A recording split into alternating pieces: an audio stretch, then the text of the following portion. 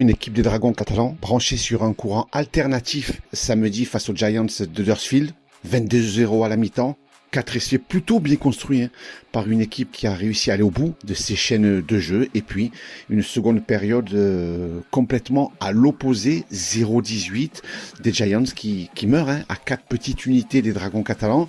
Une fin de match plutôt stressante pour le public de Gilbert Brutus, qui aura goûté le chaud et le froid ce samedi.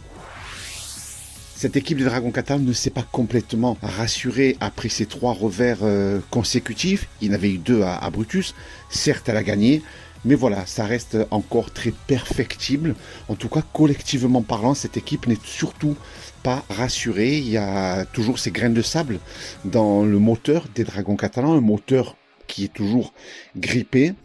2 semaines maintenant de repos pour certains joueurs pour préparer ces prochains rendez-vous.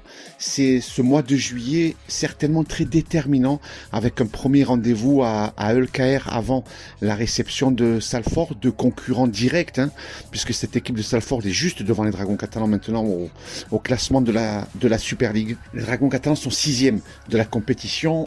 Eux qui, en début d'année, ambitionnaient une place dans le top 2 pour avoir directement un billet qualificatif pour une demi-finale à Perpignan. Aujourd'hui, la donne a changé. L'objectif clair de cette équipe est de se qualifier.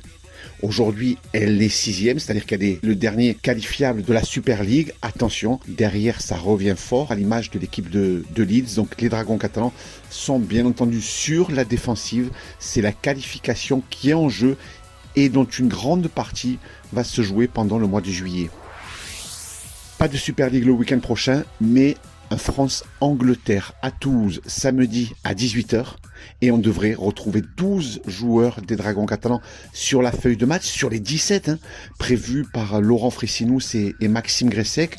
Il y a 2 incertitudes pour Jordan De Zaria et Franck Maria.